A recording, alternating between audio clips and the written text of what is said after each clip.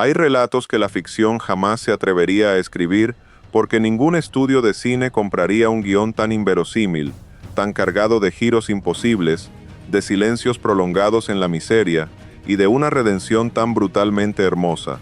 A los 40 años, con las manos agrietadas por la rutina de un oficio que nada tiene que ver con los estadios repletos, sin un contrato firmado para el día de mañana y con el corazón encogido en una pequeña isla del Atlántico Medio, porque los trámites burocráticos le negaron a su madre el billete hacia el sueño de su vida, un hombre se levantó del fondo de la nada para cambiar la historia del deporte rey. No estamos hablando de una promesa de la Masía, ni de un proyecto millonario blindado por cláusulas de rescisión astronómicas. Hablamos de un electricista, de un tipo que entendía de cables, de voltios y de instalaciones eléctricas en los rincones más olvidados de Europa Oriental, mientras esperaba que la vida se dignara a regalarle una sola tarde de gloria bajo los focos internacionales. Y esa tarde llegó, caprichosa y feroz, sobre el césped verde de un coloso estadounidense, frente a la mismísima campeona de continente, una potencia de 1.000 millones de euros que se estrelló, una y otra vez, contra el muro infranqueable de un veterano que se negaba a despertar de su propio cuento de hadas. En los próximos minutos, vamos a desentrañar cada recoveco de esta gesta monumental. Vamos a viajar al archipiélago de Sotavento, a las calles polvorientas de Mindelo, donde el polvo del callejón se mezclaba con las ilusiones de un niño al que todos trataban de aplastar. Vamos a recorrer ese mapa clandestino del fútbol que no sale en las portadas principales de los periódicos deportivos. Un periplo de casi 2 décadas por ligas exóticas, campos gélidos de Europa del Este y estadios minúsculos donde el eco de la grada apenas alcanza para abrigar las tardes de invierno. Y al final, entenderás la razón oculta detrás de un nombre propio, el designio de un padre que quiso bautizarlo con el apellido de un prócer argentino de la pelota, y cómo el azar, la burocracia y la providencia terminaron cruzando los hilos del destino con un mundial inolvidable de 1986.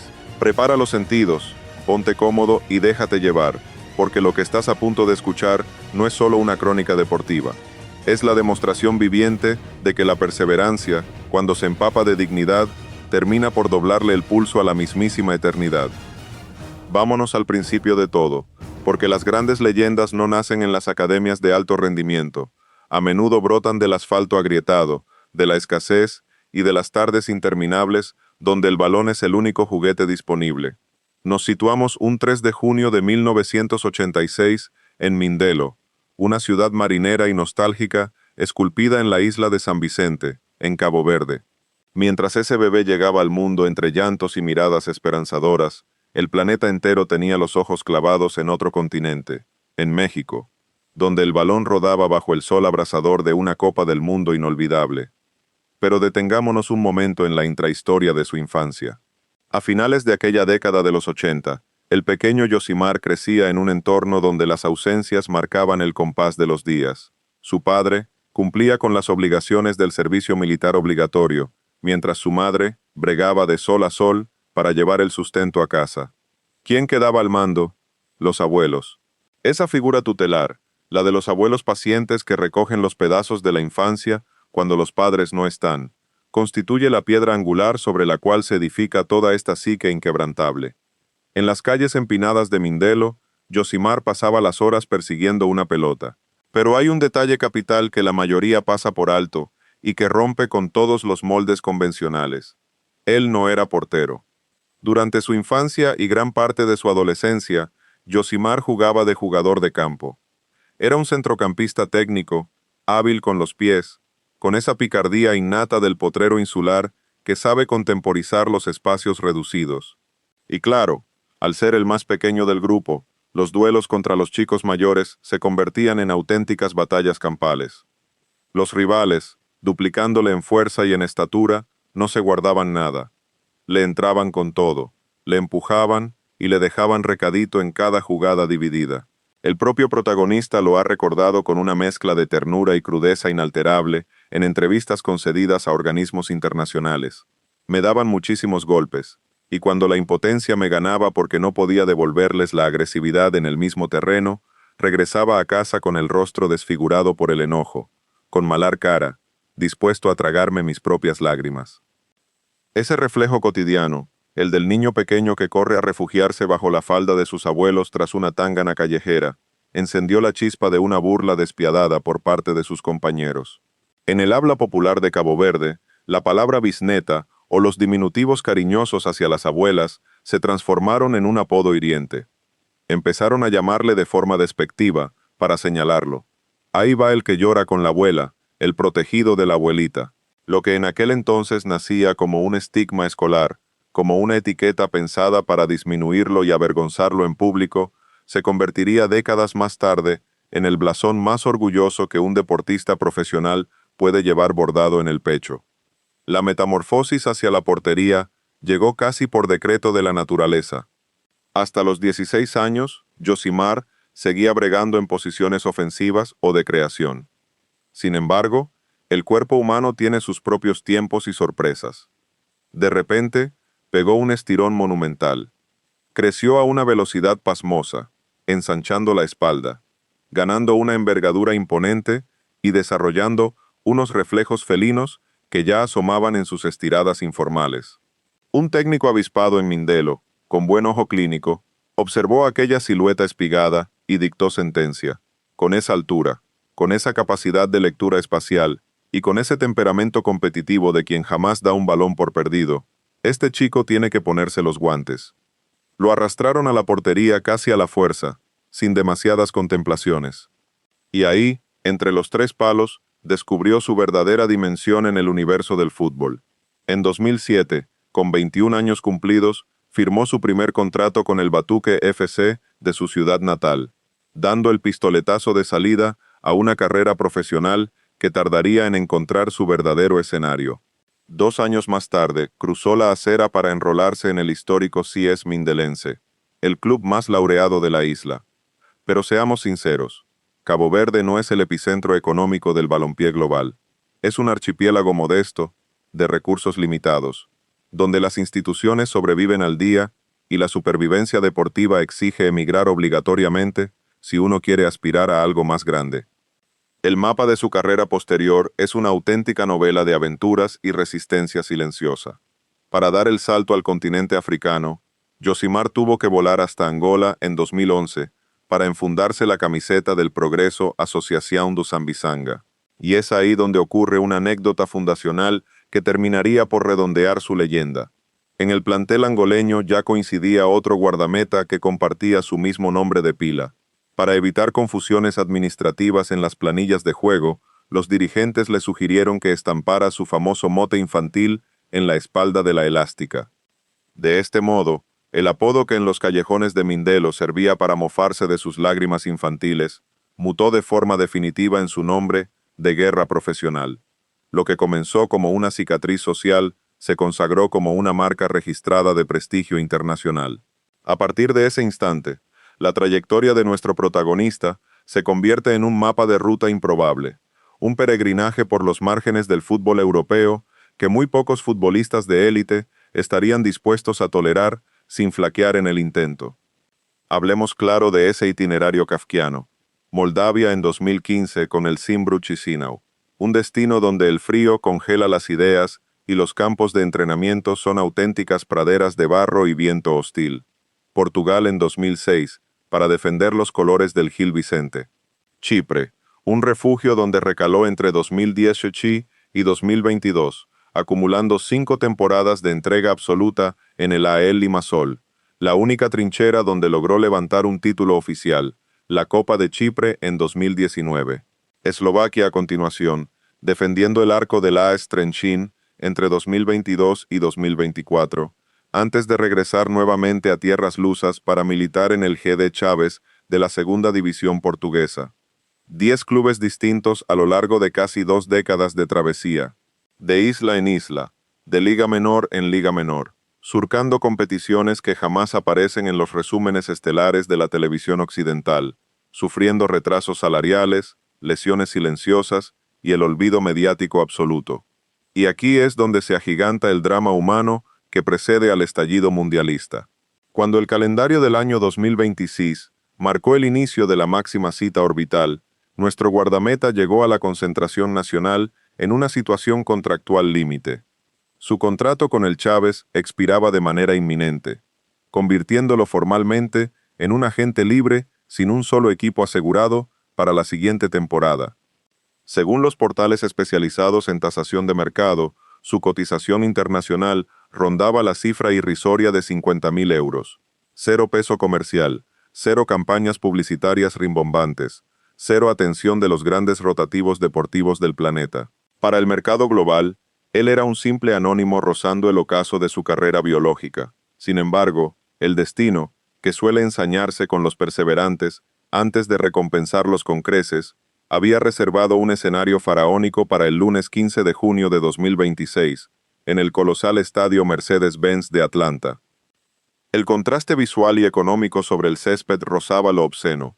Del lado occidental teníamos a España, la todopoderosa campeona vigente de Europa, la gran favorita en los pronósticos de expertos y casas de apuestas, un transatlántico futbolístico con una plantilla tasada muy por encima de los 1.000 millones de euros.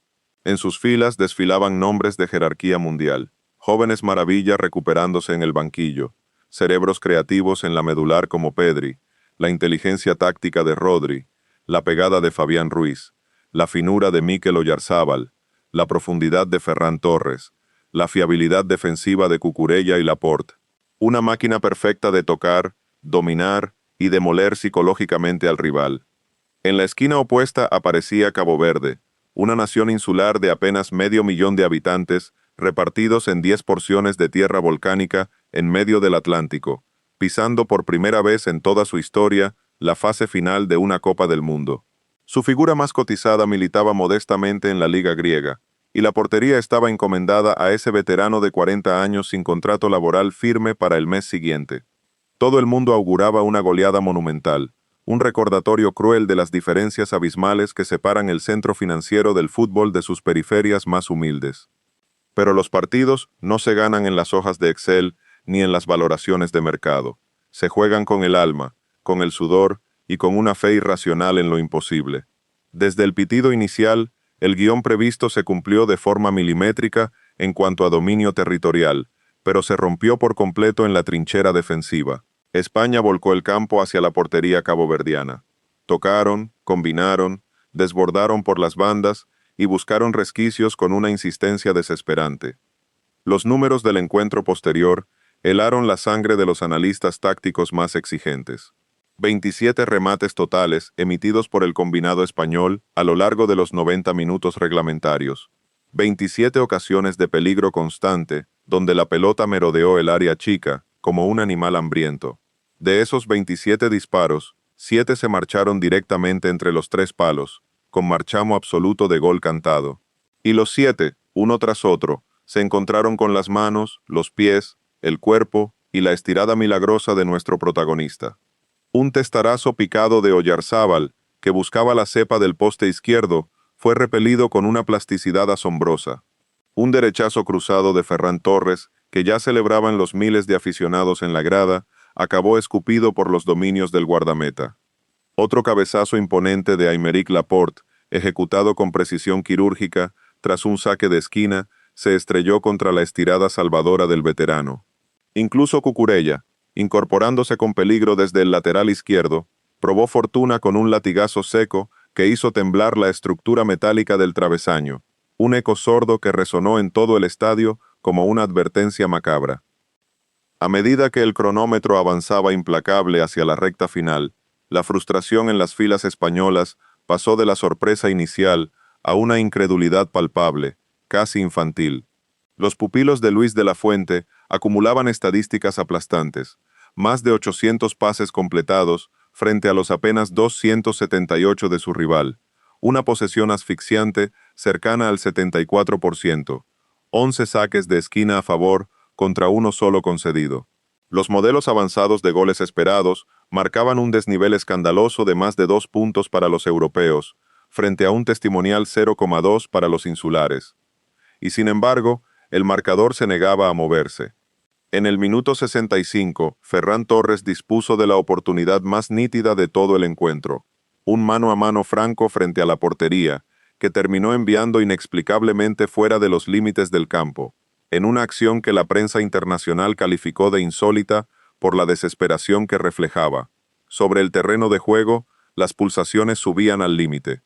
Pedri, ahogado por la impotencia táctica y el marcaje férreo, terminó viendo la cartulina amarilla en el minuto 93, tras una falta cargada de pura rabia contenida.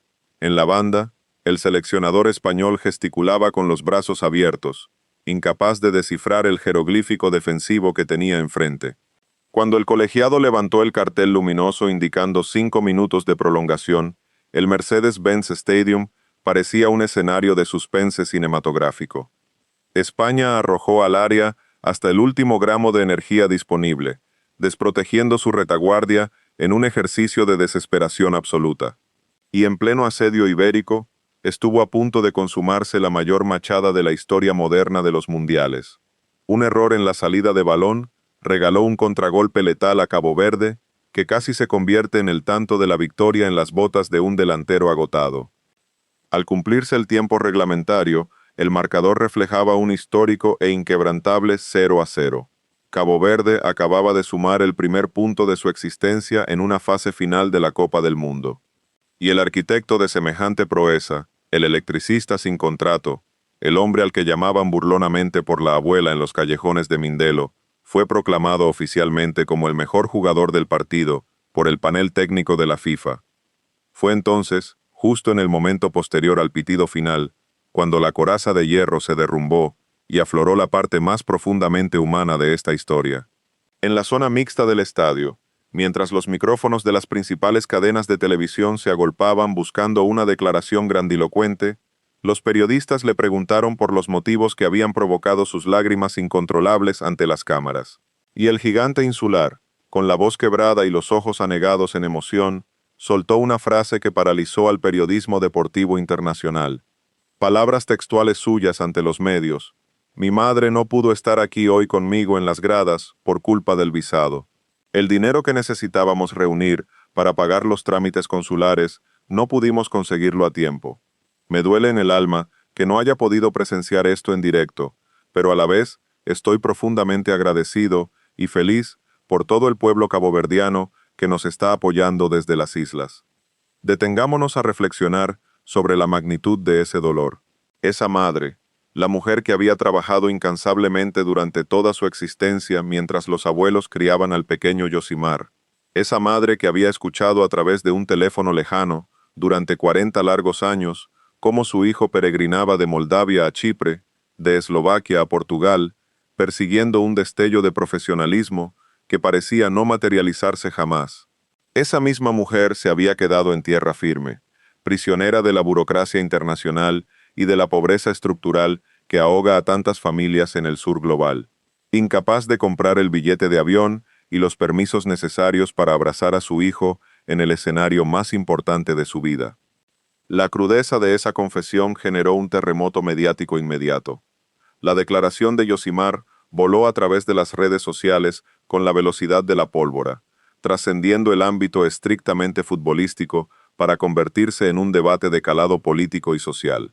En cuestión de horas, el desgarrador testimonio llegó a oídos del congresista estadounidense Hakeem Jeffries, quien, conmovido por la historia, intercedió de manera directa ante el secretario de Estado, Marco Rubio, solicitando la activación urgente de un protocolo humanitario excepcional que facilitara el visado de la madre. La maquinaria diplomática de los Estados Unidos respondió a la presión popular y mediática, agilizando los trámites en tiempo récord. El resultado no tardó en llegar. La madre de Yosimar consiguió los permisos migratorios necesarios para volar a Norteamérica y garantizar su presencia en las gradas del Hard Rock Stadium de Miami para presenciar el siguiente duelo del combinado caboverdiano frente a Uruguay. Mientras tanto, en el ecosistema digital, el fenómeno viral explotó sin freno. Las cuentas oficiales del guardameta pasaron de registrar un puñado de seguidores modestos a superar los 2 millones en menos de 48 horas, convirtiéndolo de la noche a la mañana en el rostro más entrañable y viral de toda la competición. Pero el destino, que es sumamente prolífico en simetrías poéticas, guardaba bajo la manga un último secreto, una coincidencia cósmica que vincula el nacimiento de nuestro protagonista con la historia grande de Sudamérica y de los mundiales de fútbol. Volvamos mentalmente al 3 de junio de 1986, en Mindelo. Un día antes de su llegada al mundo, el 2 de junio de 1986, sobre el césped del Estadio Olímpico Universitario de la Ciudad de México, la selección argentina de un tal Diego Armando Maradona debutaba en la Copa del Mundo frente a Corea del Sur, en un torneo que terminaría consagrando al albiceleste como campeona indiscutible pocas semanas después. En aquel estreno mundialista contra los asiáticos, un delantero voraz y elegante, llamado Jorge Valdano, firmó una actuación estelar, anotando 2 de los 3 goles con los que Argentina se impuso por 3-1. El padre de Yosimar, un apasionado empedernido del fútbol internacional que devoraba cada transmisión radiofónica o televisiva disponible en la isla, quedó tan deslumbrado por el recital del atacante argentino que quiso bautizar a su hijo recién nacido con su apellido. Quiso registrarlo oficialmente con el nombre de Valdano. Sin embargo, la normativa civil vigente en Cabo Verde por aquel entonces era inflexible. Las leyes locales sobre el registro de nombres prohibían terminantemente bautizar a un recién nacido con el apellido de un ciudadano extranjero con el que no existiera ningún tipo de vínculo familiar directo. El sueño de llamarlo Valdano quedó formalmente descartado por la burocracia insular. ¿Cuál fue la alternativa que encontró su padre? Buscar otro nombre propio dentro de las crónicas del mismo Mundial de México, que se estaba disputando en esos precisos instantes. Eligió entonces el nombre de Josimar, en honor al lateral derecho de la selección brasileña, que por esas mismas fechas había cautivado al planeta entero, marcando 2 goles verdaderamente antológicos frente a Irlanda del Norte y Polonia. Aquel defensor brasileño de vocación ofensiva y disparo devastador se había convertido en la gran revelación estacional del torneo. Lo ha confesado el propio guardameta en entrevistas concedidas al portal Globo Esporte. Durante el Mundial del 86, cuando yo nací, mi padre quiso rendirme ese homenaje futbolístico. Al parecer, Josimar era lateral y anotaba desde la banda contraria. Por eso me puso este nombre. Mi padre siempre tuvo una debilidad enorme por el fútbol bien jugado. 40 años exactos después de aquel destello en tierras mexicanas, Yosimar Évora Díaz pisó el césped de una Copa del Mundo para defender los colores de su patria en el mismo torneo internacional que, de manera indirecta, le había otorgado su propia identidad nominal. El círculo perfecto que ningún guionista de Hollywood se habría atrevido a pergeñar en una mesa de trabajo quedó sellado con sangre, sudor y guantes de portero. Y la narración, lejos de agotarse, continúa abriendo portales hacia el futuro inmediato. Tras el empate histórico ante la campeona de Europa, el calendario dictó un nuevo compromiso para Cabo Verde frente a Uruguay en la calurosa ciudad de Miami, con la presencia asegurada de una madre que por fin pudo cruzar el Atlántico para abrazar a su hijo en la grada. Pero la verdadera dimensión del cuento se proyecta aún más allá. Si el combinado insular logra asegurar la machada y superar la fase de grupos, el cuadro de eliminatorias podría emparejarles en los octavos de final con la todopoderosa Argentina de Lionel Messi y Lionel Scaloni.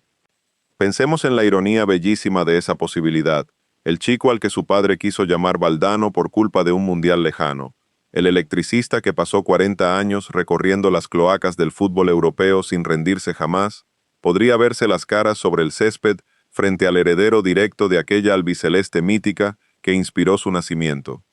El fútbol, cuando decide ponerse narrativo y despojarse de la fría dictadura del dinero, demuestra que no necesita inventar artificios, porque la realidad humana siempre supera con creces cualquier fantasía comercial. Yosimar salió de un callejón empinado en Mindelo, donde le golpeaban por ser el más pequeño de la pandilla. Cargar con el apodo burlón de abuelita, para intentar humillar sus lágrimas infantiles, se convirtió, con el paso de las décadas, en el estandarte más noble de su carrera. Cambió el balón de los campos de tierra por los guantes de la portería a los 16 años. Recorrió Moldavia, Chipre, Eslovaquia y Portugal, sin firmar jamás un contrato millonario ni vestir la camiseta de un gigante continental. Se presentó a su primer mundial rozando las 4 décadas de vida, sin equipo asegurado para el día siguiente, con la angustia de tener a su madre atrapada en la burocracia consular, y aún así, en 90 minutos mágicos, le cerró la puerta en las narices a la campeona de Europa con 7 paradas antológicas que ya forman parte de la historia sagrada del deporte. Por esta razón profunda trasciende esta historia más allá de la mera anécdota deportiva. Yosimar no es solo un guardameta veterano que dio la campanada en una tarde de verano norteamericana. Es la prueba viviente de que el esfuerzo honesto, la paciencia inquebrantable y la dignidad a toda prueba todavía tienen un hueco reservado en un deporte que a menudo parece diseñado exclusivamente para los multimillonarios y los grandes monopolios del entretenimiento global. Ahora es tu turno de tomar la palabra en este espacio de debate. Queremos conocer tu opinión sincera sobre esta gesta monumental. ¿Crees que Cabo Verde tiene madera suficiente para dar la gran sorpresa y colarse en las rondas eliminatorias de la Copa del Mundo? ¿Te parece que historias como la de nuestro protagonista recuperan la esencia más pura y romántica del fútbol de antaño frente al negocio moderno? Déjanos tus impresiones detalladas en la sección de comentarios aquí abajo. Revienta el botón de me gusta si esta crónica te ha emocionado tanto como a nosotros. Compártela con todos tus amigos amantes del buen fútbol y suscríbete al canal activando la campanita para no perderte ninguna de nuestras próximas entregas exclusivas. Nos vemos en el próximo video.